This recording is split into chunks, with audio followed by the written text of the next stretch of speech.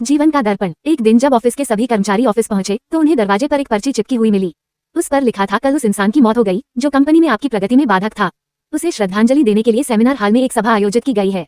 ठीक 11 बजे श्रद्धांजलि सभा में सबका उपस्थित होना अपेक्षित है। अपने एक सहकर्मी की मौत की खबर पढ़कर पहले तो सभी दुखी हुए, लेकिन कुछ देर बाद उन सब में ये जिज्ञासा उत्पन्न होने लगी कि आखिर वह कौन था जो उनकी और कंपनी की प्रगति में बाधक था। 11 बजे सेमिनार हॉल में कर्मचारियों का आना प्रारंभ हो गया। धीरे धीरे वहां इतनी भीड़ जमा हो गई कि उसे नियंत्रित करने के लिए सिक्योरिटी गार्ड की व्यवस्था करनी पड़ी। लोगों का आना लगातार जारी था। जैसे जैसे लोगों की भीड़ बढ़ती जा रही थी, सेमिनार हॉल में हलचल भी बढ़ती जा रही थी। सबके दिमाग में बस यही चल रहा था, आखिर वो कौन था जो कंपनी में मेरी प्रगति पर लगाम लगाने पर तुला हुआ था।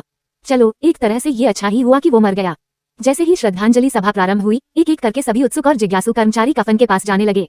करीब पहुंचकर जैसे ही वे कफन के अंदर झांकते, उनका चेहरा फका पड़ जाता, मानो उन्हें सदमा सा लग गया हो। उस कफन के अंदर एक दर्पण रखा हुआ था। जो भी उसमें झांक कर देखता, उसे उसमें अपना ही अक्स नजर आता।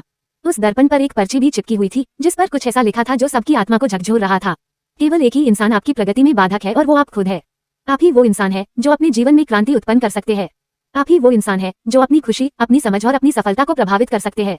आप ही वो इंसान है जो अपनी खुद की मदद कर सकते हैं।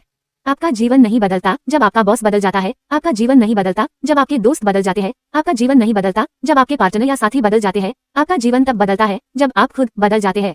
जब आप अपने खुद के विश्वास की सीमा को लांघकर उसके पार जाते हैं, जब आप ये समझ जाते हैं कि आप और सिर्फ आप अपने जीवन के लिए जिम्मेदार है, तब आपका जीवन बदल जाता है। सबसे महत्वपूर्ण रिश्ता जो आपका किसी के साथ है, वो आपका खुद से है।